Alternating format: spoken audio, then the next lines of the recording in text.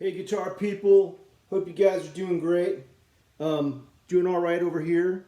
Hey, it's been a while since I posted any guitar tips for average players.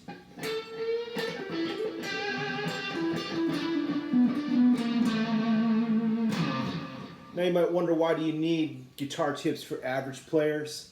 Well, because some of us, hey, it's just not in the cards. You're not going to have Yngwie Malmsteen type speed. You can't go back to being 10 years old to get all that knowledge in your brain at a young age to where you just get good quicker. So you're kind of stuck in that average category, which actually I've been stuck there for 20 years. But you know what? I'm always pushing the limit, so I have fun with it. Anyway, this is a very simple tip. I like simple stuff too because, the complex stuff is great, but I'm just a very simple person. Basically, my tip is this, that when you're doing a solo in a song, it's very helpful to know where you're going. And so, for example, I put together a little riff, just wanted to jam a little bit on a break from work, and the riff went something like this.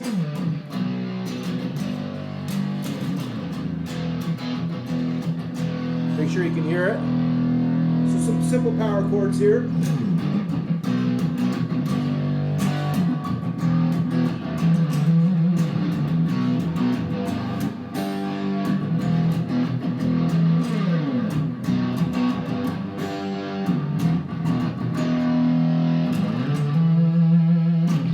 Okay, so I've jammed to riffs like that 1,000 times, and sometimes the mistake I would make before was over-relying on the shape of the scale, but not really knowing where I'm going. So I'll do kind of a sloppy solo right now, over-relying on the shape of the scale, and then I'll do one more focused on knowing where I'm going. So here's kind of a sloppy one.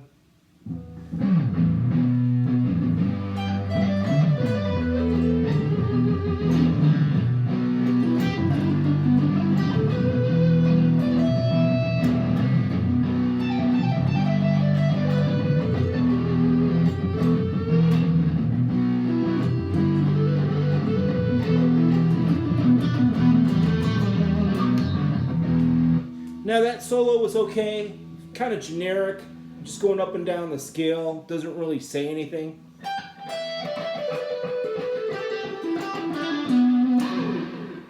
But what I mean by knowing where you're going, right?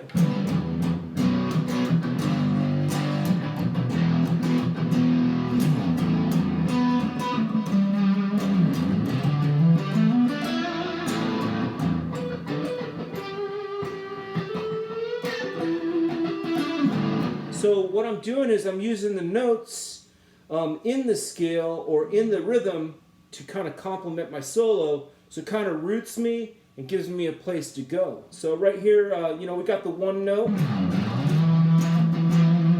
So we start on the 5, then we drop down to the 4. Let's see. Actually, this is a minor scale. See, so anyway. 1, 2, 3, 4, 5. We're on the 5. So we're going to drop down from the 5 to the 3 and then on the 1. Something like that. So, go. Now when I emphasize those notes, I can play off them. And also I can do like little leading notes into the main note. It gives me some structure to the solo. So let's try it.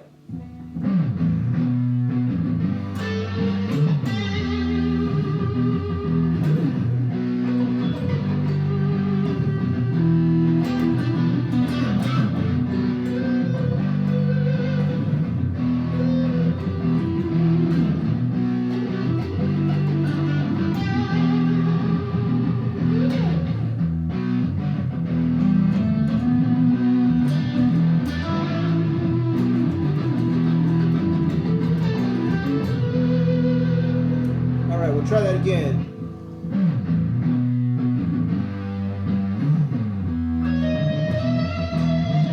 Made a mistake, we'll play through it.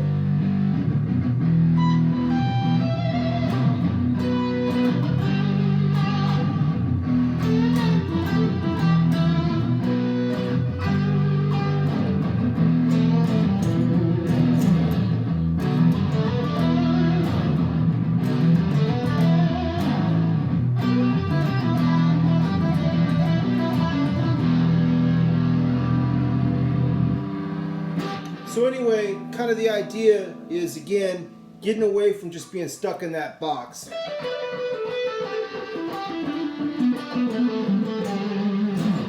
Knowing the notes from the rhythm, that rhythm that we had.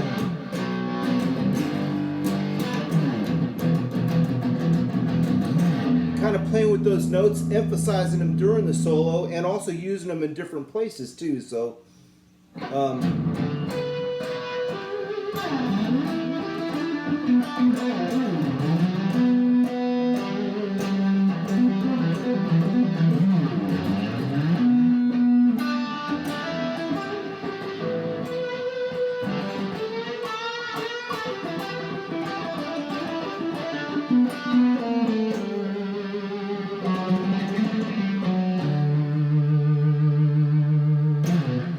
I find for me, at this point, I'm not going to get any faster probably, right? My dexterity ain't going to get better, but knowing where I'm going can help. So even if the solo is slow, it's going to have some structure and sound better.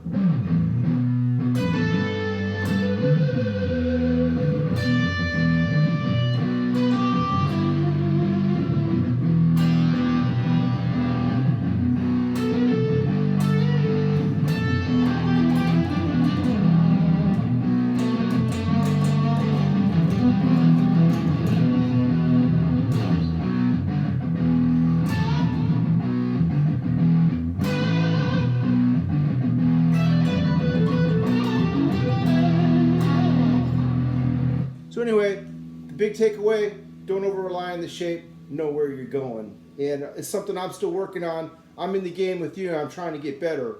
But I notice a lot of times, I'm in a church band, I play with them. Sometimes if I haven't really taken a look at how the song's laid out, and I'm just trying to noodle in scales, sometimes it's just like, so plain. So anyway, that's my quick and simple tip for average players.